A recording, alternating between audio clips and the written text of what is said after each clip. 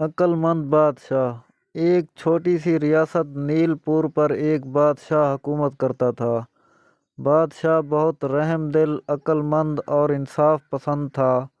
ویسے تو بادشاہ کا اصل نام علم دین تھا، لیکن وہ اپنی رعایا میں عقل مند بادشاہ کے نام سے مشہور تھا۔ بادشاہ کے پاس ہر وقت مسائل حل کروانے والوں کا ہجوم لگا رہتا، اور رعایا بادشاہ کی عقل مندانہ فیصلوں سے خوش تھی۔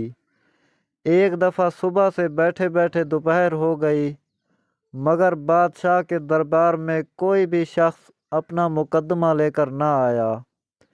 اتنے میں ایک شخص روتا ہوا دربار میں حاضر ہوا اور بادشاہ کے سامنے ہاتھ جوڑ کر کہنے لگا، بادشاہ سلامت، مجھے انصاف چاہیے۔ بادشاہ نے پوچھا، تمہارا مسئلہ کیا ہے؟ تو وہ کہنے لگا، بادشاہ سلامت، میں ایک تاجر ہوں اور تجارت کے لیے دوسرے قصبوں میں جاتا رہتا ہوں۔ ابھی میں کل گاؤں سے واپس آیا تو پتہ چلا کہ میرے سونے کے سکے گھر سے غائب ہیں۔ میری بیوی کہتی ہے مجھے پتہ نہیں، اور نوکر کہتا ہے میں نے نہیں اٹھائے۔ اب میں الزام دوں تو کسے دوں؟ بادشاہ کچھ دیر سوچتا رہا اور پھر بولا، جو لوگ تمہارے گھر آتے جاتے ہیں، کل ان سب کو لے کر دربار میں حاضر ہونا۔ چنانچہ اگلے دن وہ تاجر اپنی بیوی، نوکر اور چند ایک پڑوسیوں کو لے کر دربار میں حاضر ہوا۔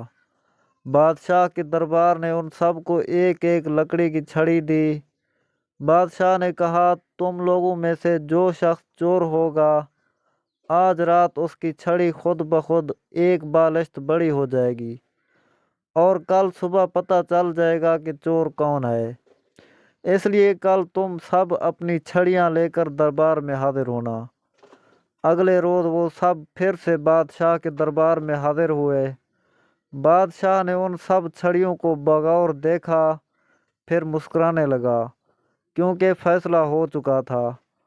ان چھڑیوں میں سے ایک چھڑی ایسی تھی جو ایک بالشت چھوٹی تھی، اور جس شخص کی وہ چھڑی تھی وہ کوئی اور نہیں بلکہ اس تاجر کا نوکر ہی تھا۔